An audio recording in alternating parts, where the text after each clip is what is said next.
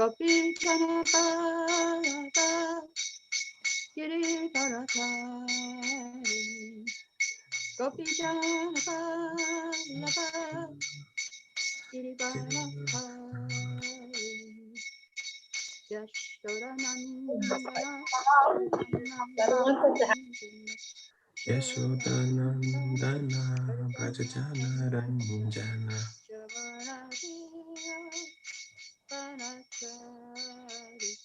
Yamuna Tira Vanachari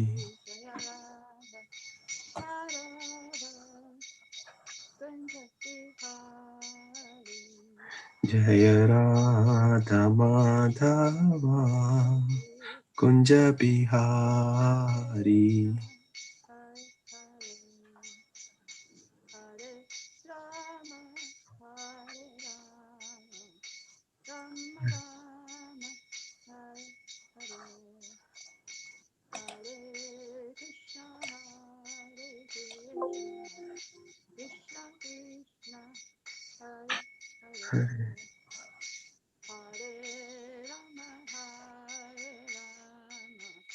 Rama Rama Hare Hare Hare Krishna Hare Krishna Krishna Hare Hare Hare Rama Hare Rama Rama Rama Hare Hare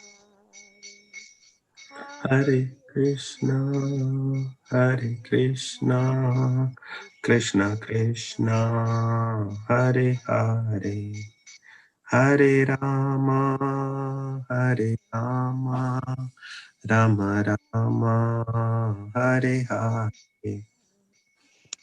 Jaya Prabhupada Jaya Prabhupada Jaya Prabhupada Jaya Prabhupada Jaya Prabhupada Jaya Om Vishnupad Paramahansa Bhai Vajakacharya Sri Kusara Shri Śrīmad Bhaktivedanta Swami Śrīla Prabhupada Ki Jai. Jai. All glories to the Assam devotees. Hare Krishna. Glories to the Assam devotees. Hare All Krishna. glories to the Assam devotees. Hare All Krishna. glories to Shri Guru and Gauranga. Yes, Shri Guru and Gauranga. Om Namah Bhagavate Vasudevaya. Om Namo Bhagavate Vasudevaya. Om Namah Bhagavate Vasudevaya. Om Namo Bhagavate Vasudevaya. Om Namah Bhagavate Vasudevaya. Om Namo Bhagavate Vasudevaya. We're reading from Śrīmad-Bhāgavatam, Canto 8, Chapter 3, verses 6 and 7. Gajendra's prayers of surrender. Verse 6. Nayasya deva vishaya param vidur jantu punakar hatikantam iditum yatanatasya pitibe vichestato diratyayanu kamana samavatu. Translation. An artist on stage, being covered by attractive dresses and dancing with different movements, is not understood by his audience. Similarly, the activities and features of the supreme artist cannot be understood even by the demigods, great sages, and certainly not by those who are unintelligent like animals. Neither the demigods and sages nor the unintelligent can understand the features of the Lord, nor can they express in words his actual position. May that Supreme Personality of Godhead give me protection. Report. A similar understanding was expressed by Kunti Devi. The Supreme Lord exists everywhere, within and without. He even exists within the heart. Sarasachaham hide sanivishta, Ishara sarvutanam hide sharjanateshtati. Thus it is indicated that one can find the Supreme Lord within one's heart. There are many, many yogis trying to find him.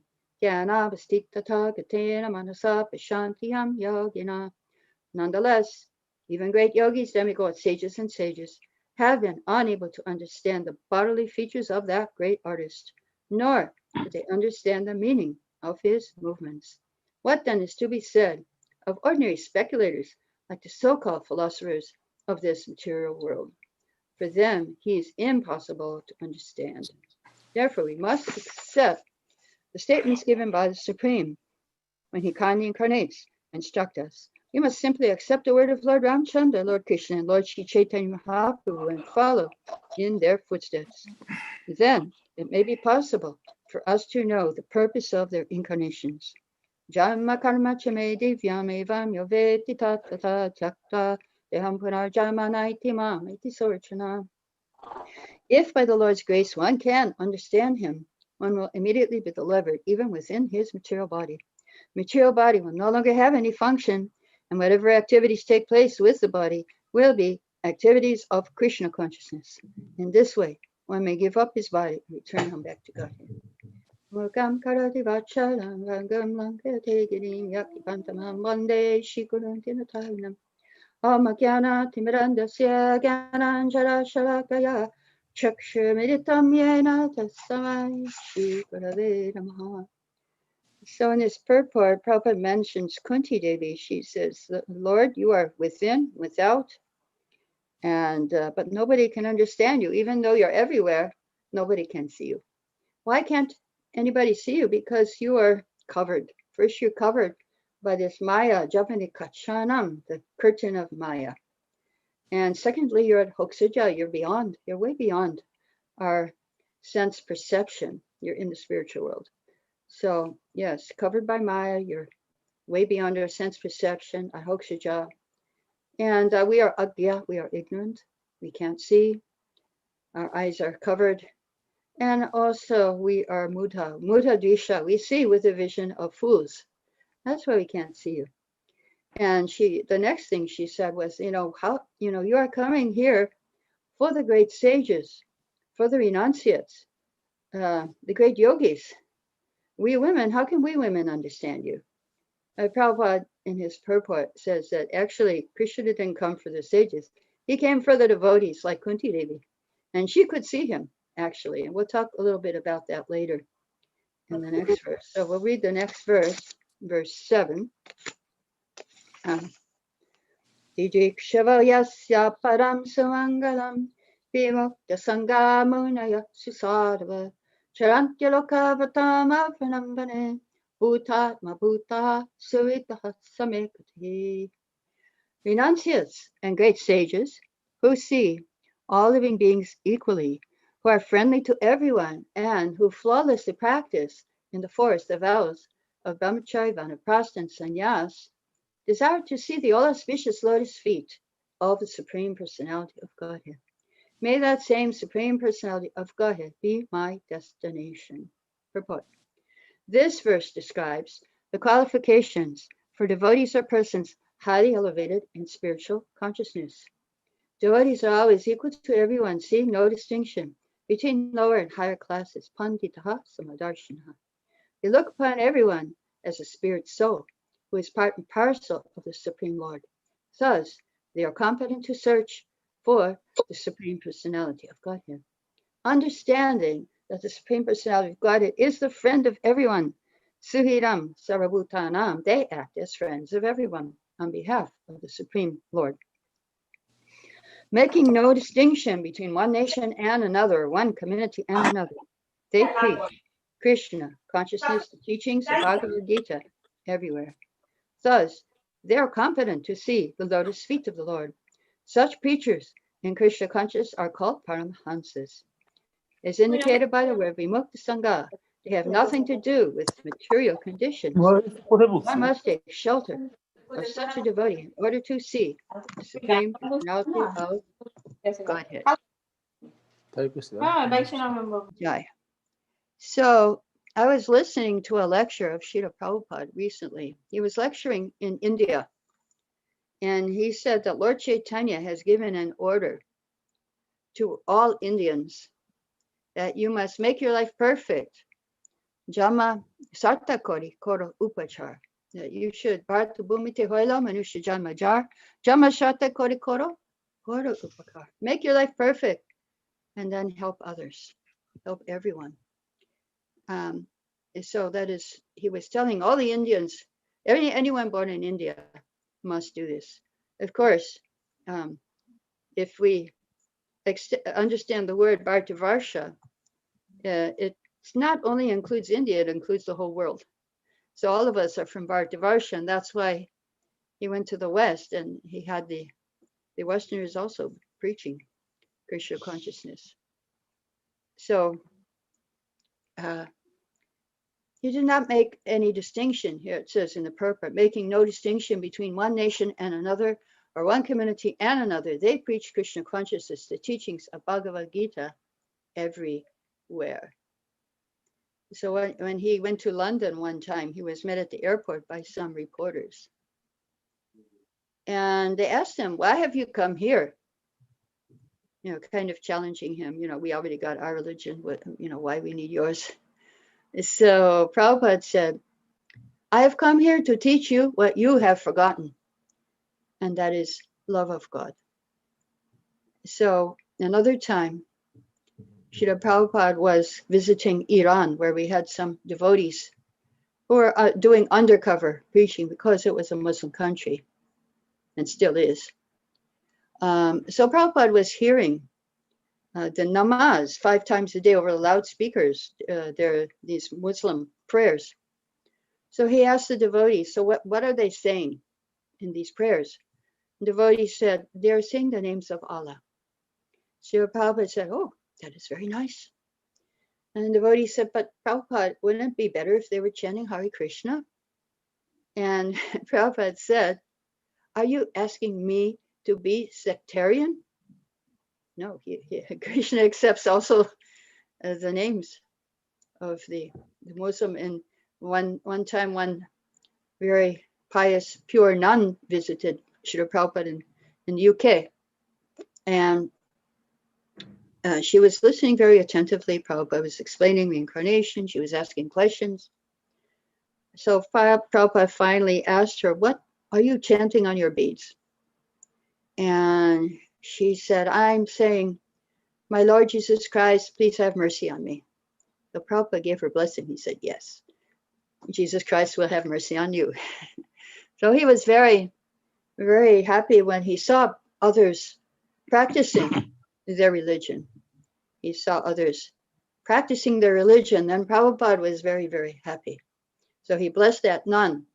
He appreciated the Muslims chanting the names of Allah. And afterwards, those devotees, they made a mantra with the names of Allah, and they were chanting it in the streets, and they had thousands of people following. So that was quite interesting. So Srila Prabhupada was very, he accepted grihastas, married couples, as preachers. In a lecture, he said, Śrīmad Bhaktisiddhanta Saraswati, he was creating more celibate brahmacharis, celibate sannyasis for preaching work, but I am creating more grihastas. Because in Europe and America, the boys and girls intermingle so quickly and intimately, it's very difficult to keep one brahmachari. So there is no need of artificial brahmacharis. It is sanctioned. My Guru Maharaj wanted to establish Daiva Varnashram. So married life is called Grihasta Ashram. It is as good as Sannyasa Ashram. Ashram means where there is Bhagavat Bhajan. So yesterday I was listening on there was a Harinam, not Harinam, but Bhajan, Harinam Bhajan from somebody's home. It was a Grihasta who had 5 children. And they were all chanting very, very sweetly. And for Srila Prabhupada's disappearance day, the young children, three young girls from ages maybe 6 to 13, they had an offering for Srila Prabhupada also. So Prabhupada wanted that. He said, it doesn't matter if one is sannyasi or grihasta or brahmachari, the main principle is Bhagavat Bhajan. He said, for practical example, one of my godbrothers, sannyasi, was sent to London for starting a temple, but 3 or 4 years after, he couldn't do it. And he came back. He was called back. So now I sent 6 married couples. All of them are present here. He must be in Montreal. And they work so nicely. Within 1 year, we started our London temple. And that is going on very nicely. Actually, it's probably in India that this lecture is. So it's not a question of brahmachari, sannyasi, or grihasta. Chaitanya Mahaprabhu says, Kiba vipa kiba nyasi shuta kenina jay Krishna tattaveta shay guruhoy. It doesn't matter if one is sannyasi, grihastha, or brahmachari, one who knows the science of Kṛṣṇa and preaches all over the world, he is guru, spiritual master. It doesn't matter. So in Europe and America, I'm especially creating more grihasthas, families, so they can take up this movement very seriously and preach. And I'm glad to inform you this process has become very successful. So that is that is the training. When we were devotees for 1 year. After 1 year of living in the temple, we were sent out to start a new temple. And we had to learn, cook a little, do some kirtan, and give a class, and out you go, out the door. Do Harinam, distribute book, BTGs, and go start your own temple. Of course, no money, you just go and depend on Kṛṣṇa. We were sent to Jacksonville, Florida. So Prabhupada said, these grihasthas, my devotees, are not very big philosophers, Vedantas. They're not born in the Vedic family, but they've been trained under my direction for 2 years, and they're working in London very wonderfully. So much so that people have come to know there is a Krishna conscious movement. And in the London Times, in the big headline, they wrote, Krishna chanting startles London. So formerly, many sannyasis went there to introduce this movement, but they failed. But these sincere boys and girls, young, not more than 26 years old, doing very nicely. He said, Prabhupada said, so we want such pairs in our society. We're not dry, everything is there. The hedonists say, eat, drink, be merry, and enjoy. These 4 things for the hedonists are going to hell. But we have the same 4 things. We're dancing, chanting, eating. We have love between husband and wife. And we're going back to Godhead. We allow everything, but it's targeted towards Kṛṣṇa. That's the significance. We don't stop anything, but we regulate everything to achieve the highest perfection of life. So the statement is said that in 5th canto, 5th chapter, verse 3, Grihastha can also be Mahatma. Rishabdev tells his sons, most of them are going to be Grihasthas. Only 9 were renunciates, 9 yogendras out of the 100 sons, and the rest were Grihasthas. So he was training up his sons to be Grihastha Mahatma. And what is the symptom of a Grihastha Mahatma? Ye va maishe krita sauhidartha. Their only business is to please Kṛṣṇa. So a sannyasi, he can live alone in a forest, in a lake, a secluded place in Vrindavan, but a Grihastha, he has to deal with ordinary persons, businessmen, ordinary people. So his first symptom is that he has no other business than to please Kṛṣṇa. So in 1966, Srila Prabhupada said to his hippie followers, he had a group, maybe 10 to 10 who were coming to the temple, were not following the 4 regular principles, but they were coming to class. And he said to them, so we require hundreds and thousands of spiritual masters who have understood this Kṛṣṇa science and preach all over the world. Therefore, we form this society and we invite all sincere souls to take part in the society and become a spiritual master and preach all over the world. So there is in Lord Chaitanya Mahaprabhu said, he visited South India, he spoke to the Kurma Brahmana in Kurma Kshetra. He spoke to the Brahmana. And the Brahmana said to Lord Chaitanya, I want to follow you. I want to go with you. I want to leave my family. Lord Chaitanya said, no. Jarideko Tarikoho Krishna Upadesh. Whoever you meet, you tell them about Kṛṣṇa. So, and then you will get my association again. You will not fall down into Maya.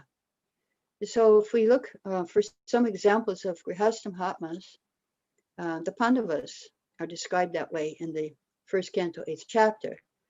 In the purport, Prabhupada says, all the members of the Pandava family were Mahatmas in household life. And Raj Yudhisthira was the head of the Mahatmas, and Kunti Devi was the mother.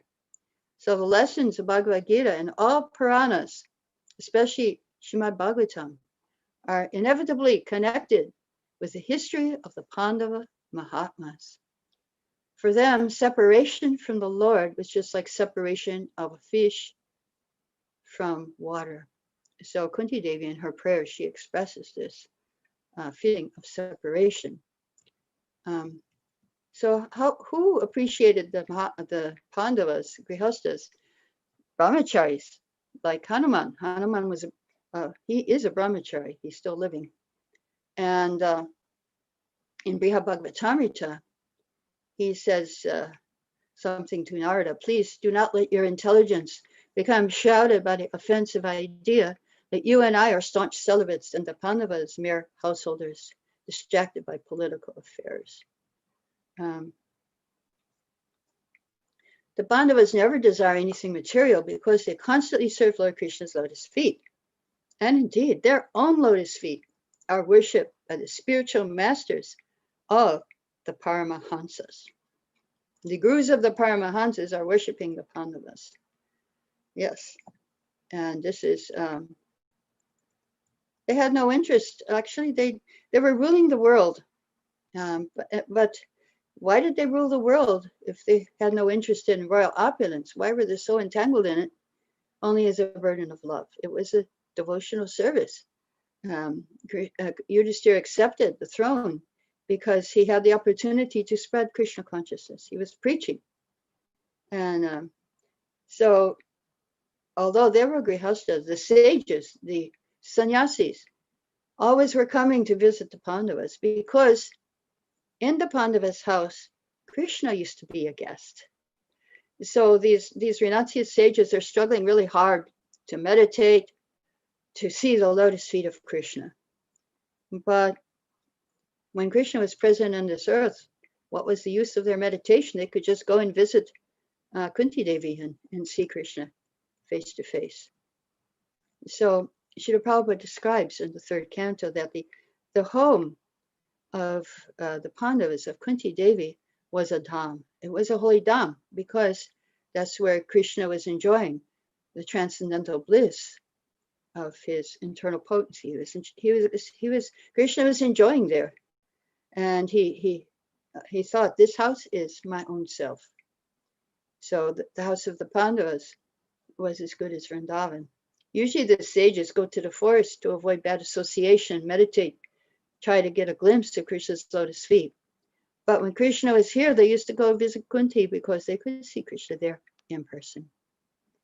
One of my friends, he was preaching in China.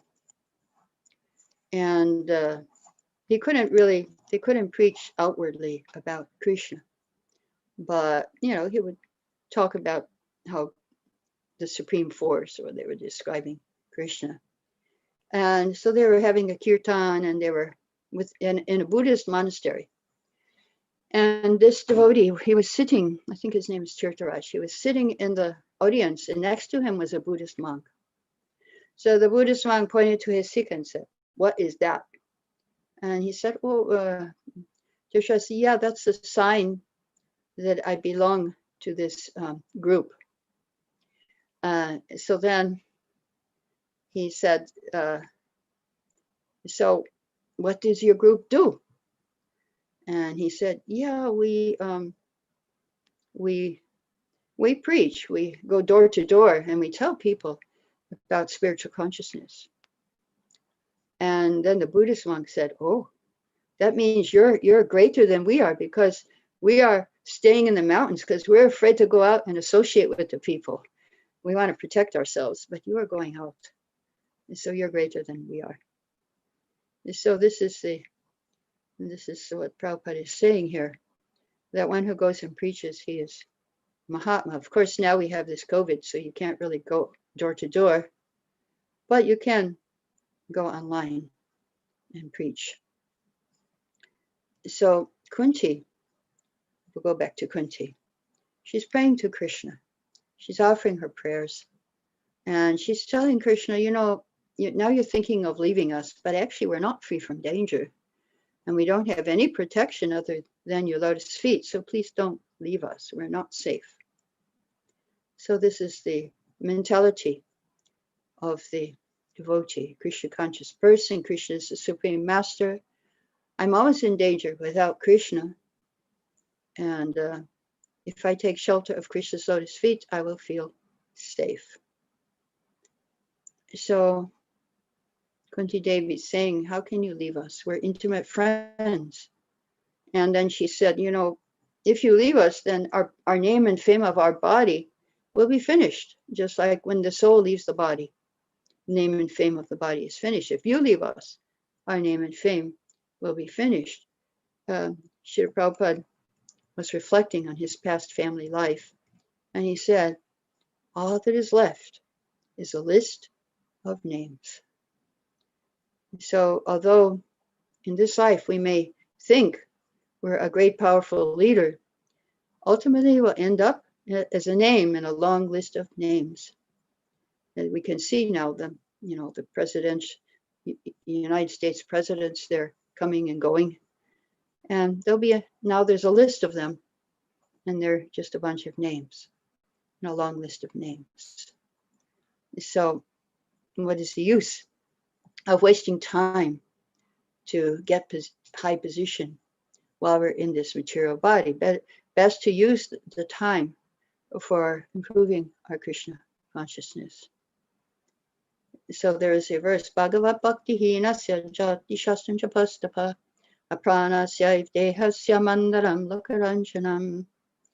For a person devoid of devotional service to Kṛṣna, his birth in a great family or nation, his knowledge of revealed scripture, his performance of austerities and penance, and his chanting of Vedic mantras are all like ornaments on a dead body. So Srila Prabhupada many times explained the word consciousness. We all have consciousness. Excuse me 1 minute. Haribo, I'm in a class just now, so I'll call you back in half hour, okay? Okay, it'll be at 2 o'clock, okay? Okay, fine. Okay, 2 o'clock. All right, sorry. Yeah, so for a person devoid of devotional service to Kṛṣna, his birth in a great family or nation, his knowledge of revealed scripture, his performance of austerities and penance, and his chanting of Vedic mantras are all like ornaments on a dead body. So Kunti Devi is saying, without you, Kṛṣna, our great fame, name, and power are all like decorations on a dead body. So what can we do without, so consciousness means, actually, real consciousness means Kṛṣna consciousness. We just say consciousness, but really the word consciousness means Kṛṣna consciousness, because without Kṛṣna, we can't have consciousness. So therefore, consciousness means Kṛṣna consciousness. And just like without the sun, how can there be sunshine? So without Kṛṣna in our lives are useless. So Kunti says, we're Pandavas, we're so important, but what is our value without you? Yeah, Kṛṣna is bidding farewell. Kunti is lamenting. You will go and we won't be able to see you. So this verse in Bhagavatam that we're reading right now is talking about renunciates and sages who see all beings equally, who are friendly to everyone, who flawlessly practice in the forest the vows of brahmacharya, vanaprastha, and sannyas, desire to see the all-auspicious lotus feet of Supreme Personality of Godhead. So Kunti Devi, again, back to her prayers, Kunti was mentioned in verse 6, that how to see Krishna's lotus feet. By chanting, hearing, remembering, worshiping, and being happy if others are also doing so. You can be free from misery, and very quickly you can see the lotus feet of Kṛṣna. Gajendra is also praying to see the lotus feet of Kṛṣna. He's saying, let these lotus feet be my destination. Now Kunti could see the marks of Krishna's lotus feet on the earth in her kingdom. So therefore she said, our kingdom is now being marked by the impressions of your feet, and therefore it appears beautiful. But when you leave, it will no longer be So how to keep Krishna's lotus feet in our heart? We have to keep Krishna in the center. It's not that this applied only when Krishna was here and Kunti was speaking, but the truth is always the same. If we cannot bring Krishna into our lives, into our civilization, make him the center, then our life will not be beautiful. Our civilization will not be beautiful. And Srila Prabhupada tells us how to bring Krishna in the center. Invite him. My Lord, please come and be in the center. Because in this material world, we have some assets. We might have beauty, learning, wealth, and education. Prabhupada calls them all zeros. Zero has no value. But if we bring number one and place it in front of all these zeros, then we'll have something very valuable. So we don't stop what we're doing. We don't say stop everything material. We just have to add Krishna, and then everything will be valuable. Everything will be spiritualized. We'll make everything spiritual. And how to do that? Prabhupada just says that we should have kirtan. Wherever Krishna's pure devotees are there, when the pure devotees chant, Krishna is there. So tattatishtami narada yata gayanti mad bhaktaha. And so Krishna, now it looked like to Kunti that he was leaving. But Prabhupada said, no, he was never leaving Kunti. He's not leaving the Pandavas. He never left Vrindavan. The effect of Krishna's physical absence is that he becomes more intensely present in the mind of the devotee. In separation, we can feel the presence of Krishna even more. And that is the philosophy of Lord Chaitanya, that the highest love is love in separation. Shinjayatam jagat sarvam govinda virahename. Everything is vacant without you, Govinda. But Krishna consciousness was there. So when we see everything as nothing and only we have Krishna consciousness, then that's the highest perfection. When Krishna is present, if he were present before us, we could see him outside. But when he's absent, then we see him inside. And so how to see Krishna's lotus feet, Prabhupada talks about devotees living in Vrindavan in 3rd canto, 1st chapter. There are still many devotees of Lord Krishna lingering in ecstasy in search of Krishna in Vrindavan. But it's not that they meet Krishna face to face, but a devotee is eagerly searching for Krishna is as good as seeing him personally. How this is so cannot be explained, but it's factually realized by those who are pure devotees of the Lord. Philosophically, one can understand Lord Krishna and his remembrance are on the absolute plane, and the very idea of searching for him at Vrindavan in pure God consciousness gives more pleasure to the devotee than seeing him face to face. And such devotees see him face to face at every moment. So Parikshit was appreciating how Krishna saved his grandfather Arjuna in the battlefield of Kurukshetra. There were such great commanders like Bhishma Dev. By the mercy of Krishna, Arjuna was able to cross this ocean. And he described, and Parikshit said, my mother also surrendered to you. And when she was being attacked by the Brahmastra weapon, she came running to Krishna and said, please, I don't care if you save me, but save the child in my womb. And Krishna took the Sudarshan, went into her womb, and saved Parikshit, who is speaking now. Now, what about Krishna's lotus feet? What do we know about them? Govinda Lilamrita, it is described. A single mentioning of the glories of Krishna's lotus feet at once removes one's thirst for everything else. They are expert in destroying calamities of those who meditate on them and bestow all good fortune. Simply by meditating on Krishna's lotus feet, one attains all spiritual and material fortune, beauty, good qualities, and wealth. They are the abode of all pastimes. May those feet be our everything. So I'd like to talk a little bit about some of the marks on Krishna's lotus feet. There's the barley seed, a small grain of barley like this. If you meditate on this grain of barley on Krishna's lotus feet, then you'll get all opulence. And your shelter, and if you find shelter at his lotus feet, your journey, your past journey through many births and deaths is cut very short. And so just like a grain of barley. Now there's a line coming up his foot also called Urdhva Rekha. If you cling onto his feet like holding onto a lifeline, then you'll be transported to the spiritual world. The path to Radha Govinda to Govinda is very direct, straight, and narrow. His lotus feet reach down to the lowest of fallen souls. So if you're a bit hopeless and think you're not very qualified, meditate on the line going up Krishna's lotus feet. He will come down and take you back.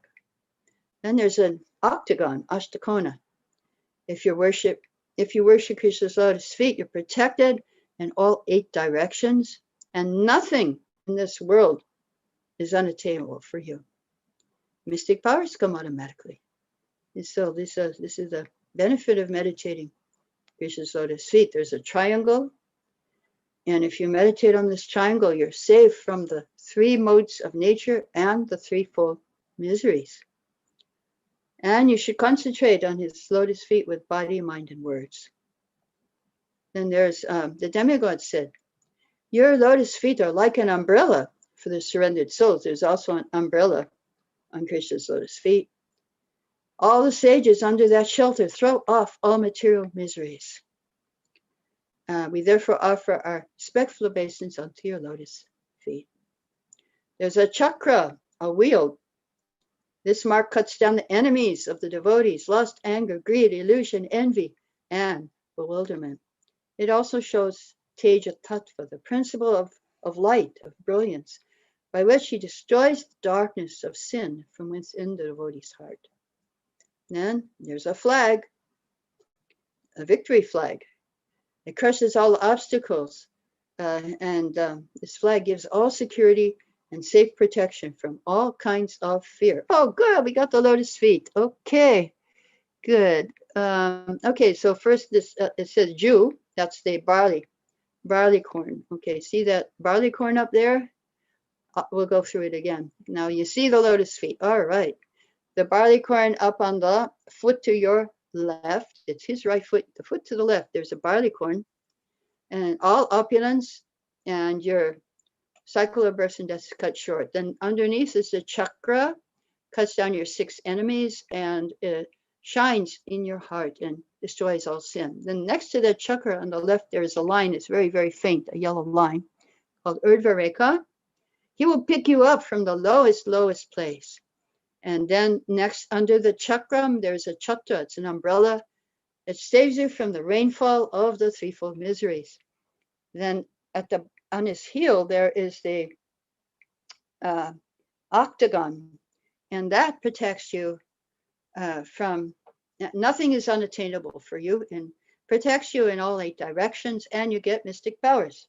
So that's on his left, the left heel there. Yes. And we have also the flag, the dhwaja, next to the umbrella to the left.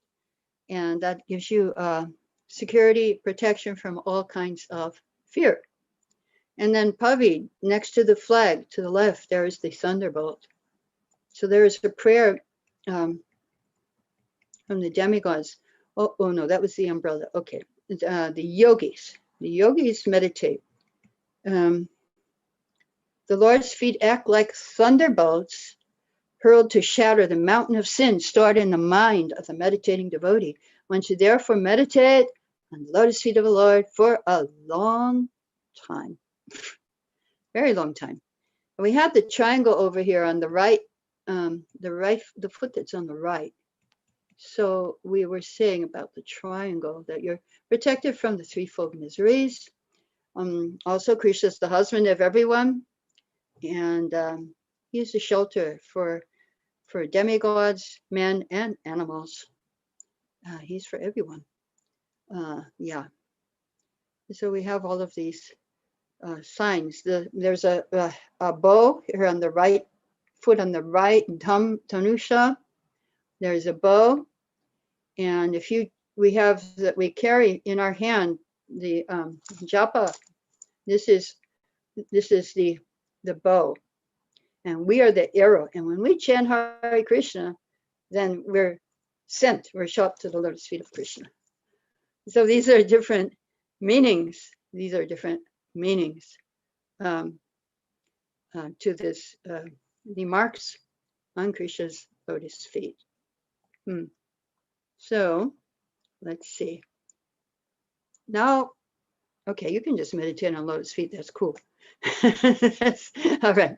No problem. I think it's all right to keep the lotus feet there. It's all right. But I would like to move. Our meditation starts at the lotus feet because we want to be humble. We're trying to meet God, and we should be humble. We start at his lotus feet. But now I would like go up to his beautiful face and talk about his glands. Kunti mentions Krishna's glands. All these cities and villages are flourishing in all respects because the herbs and grains are in abundance. The trees are full of fruits. The rivers are flowing. The hills are full of minerals, and the oceans are full of wealth. This is all due to your glancing over them. So Krishna, he creates by his glance, he maintains by his glance, and he destroys by his glance. So creation. We take birth from the glance of Krishna. He glances to Maya. And I was just also reading Bhagavatam last night, 9th canto, that the glance of Krishna is his Sudarshan chakra. That's his glance. Very interesting. So maintenance also, without the glance of Krishna, this world would just be finished. It says, as long as he continues to glance upon nature, then nature, material world continues to exist. So without the glance of Krishna, we cannot live. And his glance also destroys. And in the battle of Kurukshetra 5,000 years ago, when he glanced at the opposing army, he shortened the duration of their lives. So we have to depend on Krishna because by his glance, everything is set right. So we need to pray for Krishna's glance, and there will be no question of scarcity. So Kunti is praying to the Lord, this prosperity is due to your glance. When we sit in the temple of Krishna, or we look online, also the deities of Krishna, Krishna glances at us, and everything becomes auspicious in our lives. So we should try to meditate on Krishna's lotus feet, and also try to get his glance on us. And then we'll become very happy and very beautiful. So I'll stop here. If there's any question, I can answer at this point.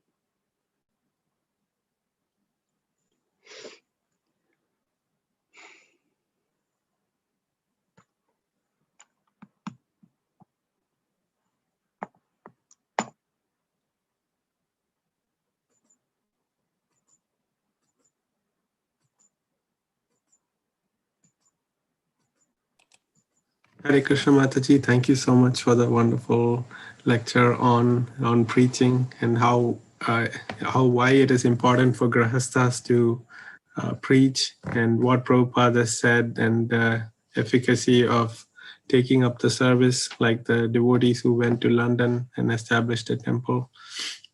So Mataji, my question is for us currently living in the US and bringing up a family with all the responsibility of the job and raising kids, what can we do?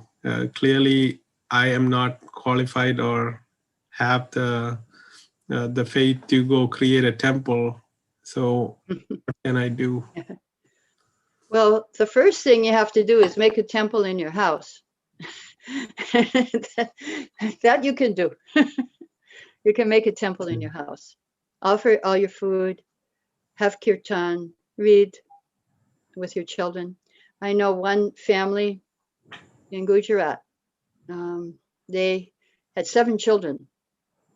They have a business also. But their practice was every night they would sit together, all the 7 children, mother, father, and they would read from Kṛṣna book, and they would pass it to each of the children. Everybody had to read from Kṛṣna book. All those kids came out really nice devotees. I think two of the sons are now starting a temple somewhere in Gujarat.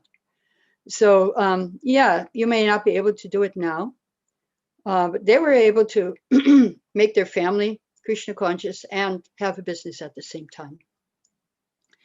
So because they had a farm and they had cows, still it's going on. They have cows, they have a farm.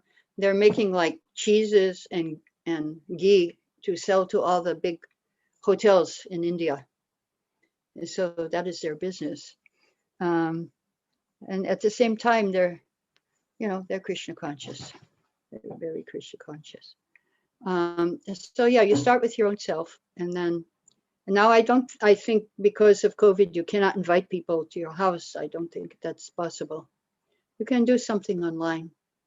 Maybe, I don't know. You can try to do some preaching online if you have the time. Okay. Thank you so much, Mataji. Anybody in the call would like to ask any questions?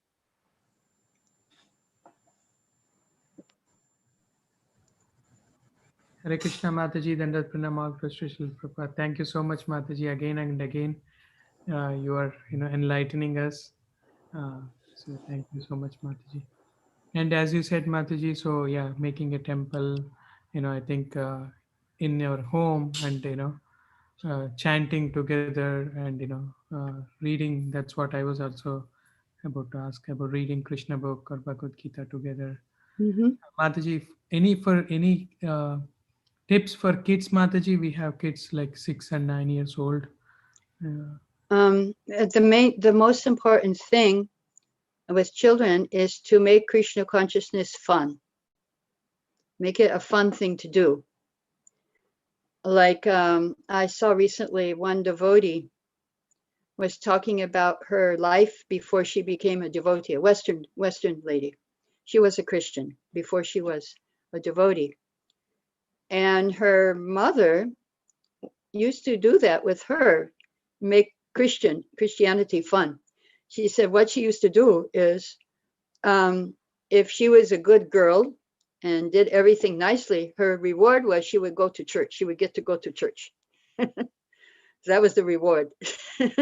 So yeah, she made it like it's the best thing to do is to be Krishna conscious.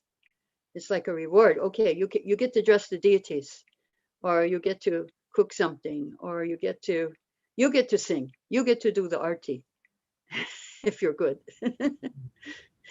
And also make it fun, like dramas and things. I think there are things online you can find, fun things for children in Krishna consciousness. There are things, activities that you can find online also. Yeah, sure, Mataji. Thank you so much, Mataji. Hare Krishna.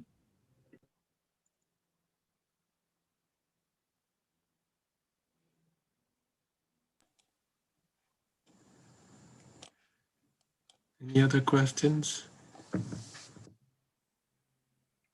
Mataji, I have one question. So being preachers, if I take my example, I'm learning what is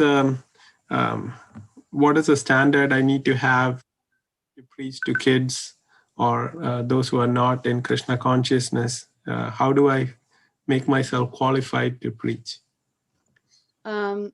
So you must see for the outsiders, you must see the level of their understanding. Like if you're preaching one-to-one, you can see what mode of nature is that person is. If the person is in goodness, yoga, then you can preach about yoga meditation, or actually yoga meditation. Everybody can relate to that now. In outside people, also about nature, how Krishna is. You can see Krishna in the nature, and Krishna in the world. Krishna says, "I'm the taste of water." And if they are open, you can tell them about mantra meditation, chanting Hare Krishna. What is the benefit of that? How it will help them, free them from stress. So, yeah, that you can do. For the outsiders, for the children, again, you have to think of some way to make it fun, make it creative, like drama, stories, something they would enjoy to do with you in Krishna consciousness. Don't force them to chant. Don't force them to get up early. I think there was one Gurukul teacher, and she gave japa beads to children. They only had 25 beads. And she would tell them, okay, do one round. And they would be so happy, only 25 beads. And, oh yeah, I did one. And so that way she had the children chanting. Otherwise, 108 beads is like a lot. And she would, and her school, the children like to chant. It's not good to say, okay, your punishment is you have to chant. And then they won't want to chant when they grow up. That's my punishment. And that has been done in previously mistaken gurukuls. That's their punishment. And so, yeah, you have to make sure you don't force the children. I think Mahatma in Alachua has really nice classes, japa for children. Like 50 children are joining those classes. He has, online. There's an online japa for children by Mahatma. You look on Facebook for Mahatma.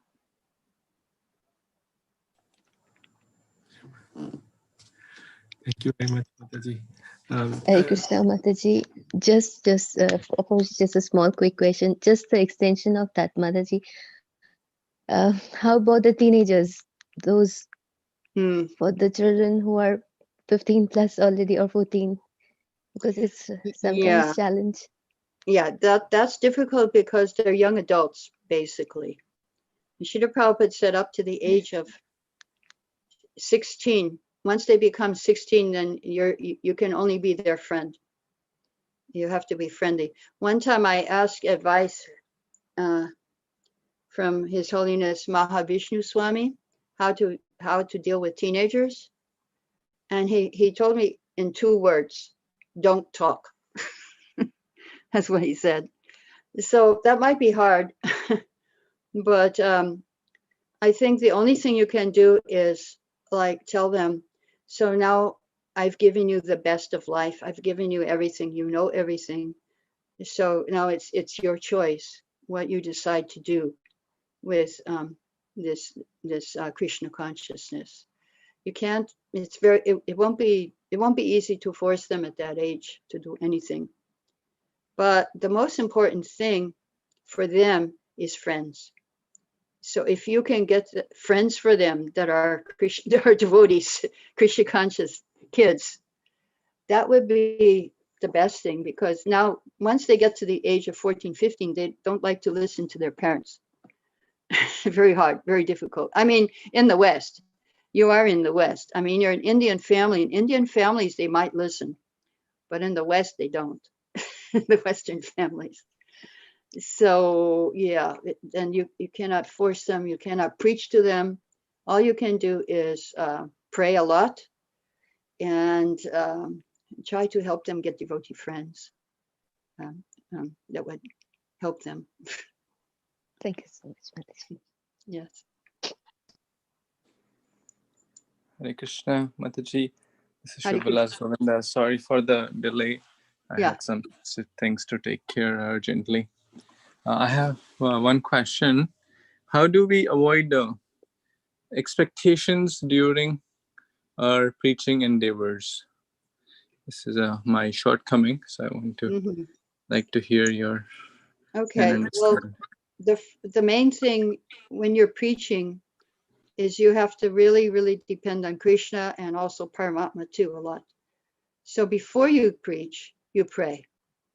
You pray to Paramatma. Please give me a person that is interested in Krishna consciousness that I can help. That's what the book distributors do. They pray before they reach, they pray to Krishna, please send me somebody who is a good candidate for Krishna consciousness. First you pray, and then you try to reach them with some love. You try to give them love of Krishna, how Krishna loves everyone, how Prabhupada loves everyone. Try to touch them. Don't try to influence them with I mean, philosophy might be difficult at first for new people. And so you have to, what they will remember most is how they felt about you. And that's what Vaisheshika is emphasizing these days, that leave everyone with a good impression. Leave everyone with a good impression. So, and then the results, you have to depend on Krishna. There's nothing you can do. I know 2 examples. One was Vaisheshika preaching. He was trying to distribute a book to a Christian couple. And they said, no, we don't want the book because, we are Christian. And then, but he left them with such a good impression. He said, okay, yeah, I appreciate that. I appreciate that you're very faithful in your religion. And so, yeah, but have a good day, and he left them with very kind words. And later on, these people came and took a book from him. It's like, and another way, the negative side is there was one devotee trying to sell a book to someone. And the person who they were trying to sell the book to, it wasn't working. And finally, that person said to the devotee, "You're too attached to the results." So, yeah, they get that. They're not stupid people. People understand where your mind is. So instead of, we can't be attached to the results, but we can be attached to pleasing Krishna.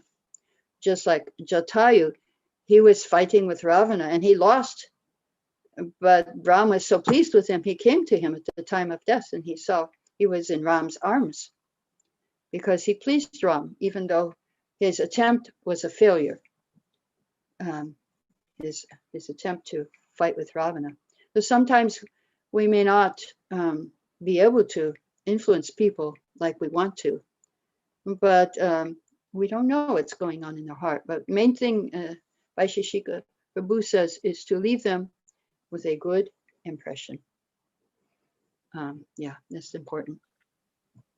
Thank you so much. That was very helpful.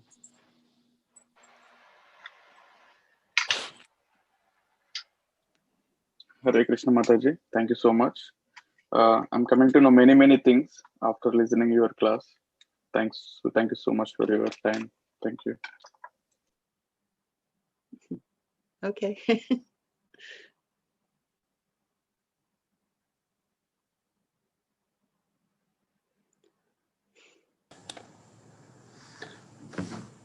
Hare Krishna Mataji, one more question. So from the time I was in college, I have friends who are in India, and you mentioned about Krishna consciousness not being sectarian. But the current situation in India, where there is a lot of animosity between different groups and everybody is being divided, and it's showing any religion in a poor light. Anybody who follows religion, it is thinking you are a fanatic or you're trying to divide us. So to those folks who we can't really avoid in our life, what can we give them? So you're talking about there are some fanatics in your life, and what should you do? No, Mataji, they think I am a fanatic. They think that religion creates problems in the world. I see. So it's like there's like atheistic people, kind of. Right. Yeah, that's one of the types of atheism. They get frustrated from all the different types of, they get angry, actually. This is a purport in 410 of Bhagavad Gita. You can read that purport. 3 types of material problems. And one is anger, one is attachment, one is fear, and one is anger. So that's under the category of anger. Yeah, you cannot preach to these people who are openly and unfavorable. The only thing, we have our secret weapon, and that is prasadam. But I don't know if you can't really get it to them now. Virtual prasadam we don't have. But I mean, that's the main thing is prasadam. But another thing that's very important is that you show how Krishna consciousness has made you a good person. You show good qualities, and they will be impressed. And they'll think, "Oh yeah, I used to know you. Before you were like this." So we have to impress them with our behavior, with our character, yeah, you can't really preach to somebody who is unfavorable. If you're there with them, you could give prasadam, but if you're not there with them, then you need to deal with them very much in the mode of goodness, humility, and all these things, all the good. You can look it up in chapter 16, verse 1 to 3 of Bhagavad Gita, the good qualities, divine qualities. And they will be impressed, qualities of a devotee. These things, even if they just see how you are dealing with the current situation of COVID and nothing. And if you can give them some helpful tips how to deal with the situation, how to be free from fear and stress, then that would be good. They can turn to you then for help when they need it. Thank you very much. Okay.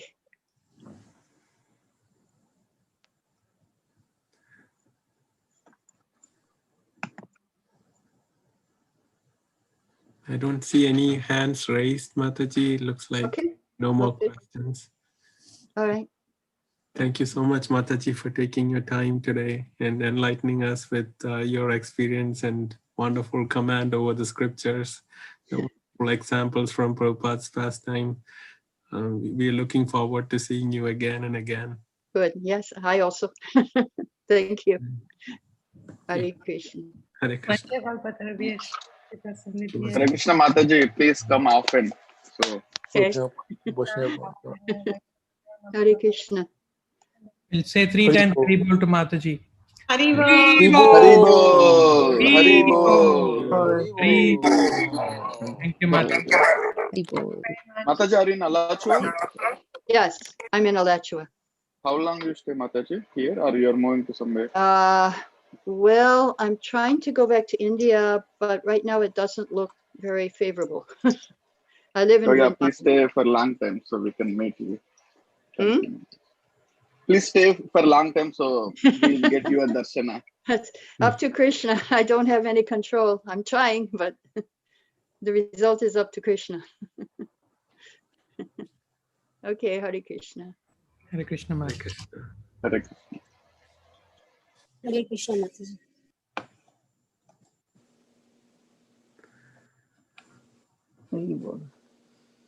Haribol. Hare Krishna. Kartik Mas ki jai.